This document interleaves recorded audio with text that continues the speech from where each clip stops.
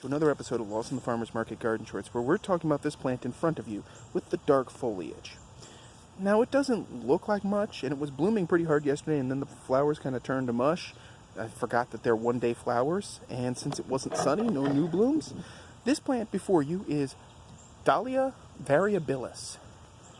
Specifically, Zone 10 PP 19885. Don't ask me why its official cultivated variety name is that, but it's commonly known as Mystic Dreamer Dahlia. There's a whole line of mystic dahlias, quote-unquote, that all have dark, almost black foliage, and this is the pink one, or lilac-y, whatever. Anyway, it is in the family Asteraceae, which means, of course, it's related to every daisy you ever saw. The name Dahlia comes from the name Anders Dahl, D-A-H-L, and it is native to Mexico. So dahlias are a native plant. How about them apples, folks? Take a new look. Native isn't what you think it is. It is hardy in USDA zones 8 through 11 as a perennial. Woohoo! 8A for the win, y'all. 8A for the win. Its soil pH preference is 6.5 to 7.0. Its exposure is partial sun, preferring morning sun.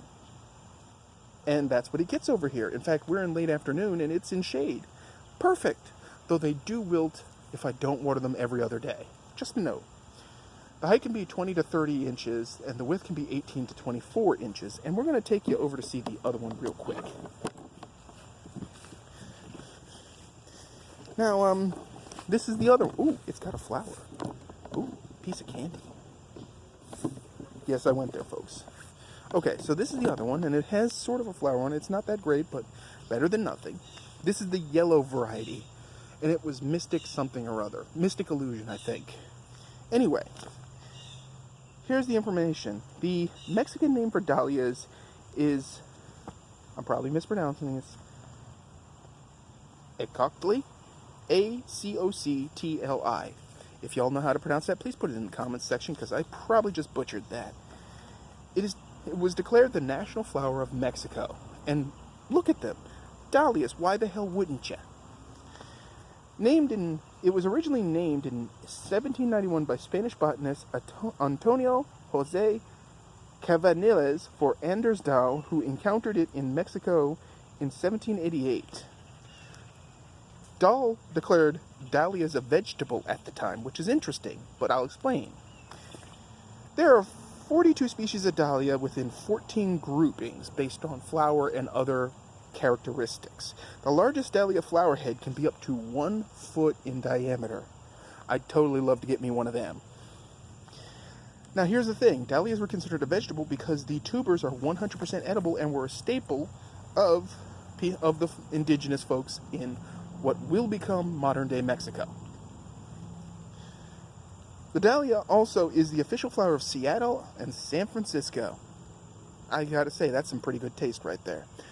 Now, interestingly, true blue is the only color that dahlias don't come in. But what makes dahlias so fascinating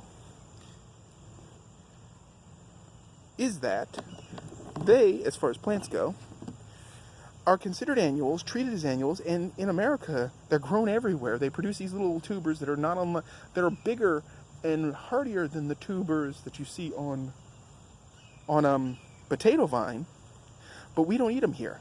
But you can use them in all the same way. It's sort of like yucca root, basically. Now, what's great about dahlias is the flowers don't last long, but they have great impact where they are. Now, this one just decided to trail over the side and say, screw you, I'm not going to be straight.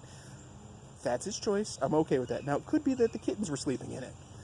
Also okay. I mean, a bed of dahlias sounds like a poem waiting to be written or something. But I digress. Why do you want dahlias in your garden? Well, they're a pretty daisy flower. Their only problem is slugs. And I'm going to show you that. See how these leaves are skeletonized here? Let's zoom in. See them? That is probably slug damage. And you can beard trap slugs, so they're easy to deal with. So they're basically pest-free. You can bring them in as a temporary house plant if you desire. That's up to you, but you're going to have to let them go dormant. Here, They overwinter, so you can let them dormant outside in a pot as long as it's big enough. And in this case, it is one of those black plastic tree pots. The advantage to these tree pots is that they stay warmer than the surrounding air because of what they're made of.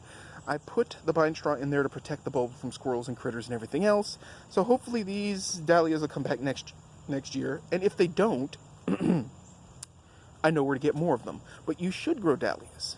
They're easy. They're up there with marigolds for color. They're up there with marigolds, except they have more range of color. And then there's the perennial factor. But anyway, if you have any thoughts on growing dahlias, if you have any experiences with growing dahlias, please put them in the comments section.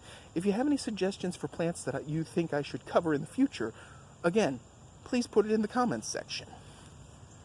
If you like this video, please hit like. If you want to help the channel, please subscribe. In the video description, there will be a link to our Forage blog, which covers all kinds of other groovy horticultural topics. And beyond that, as always, folks, keep them growing, and thanks for watching.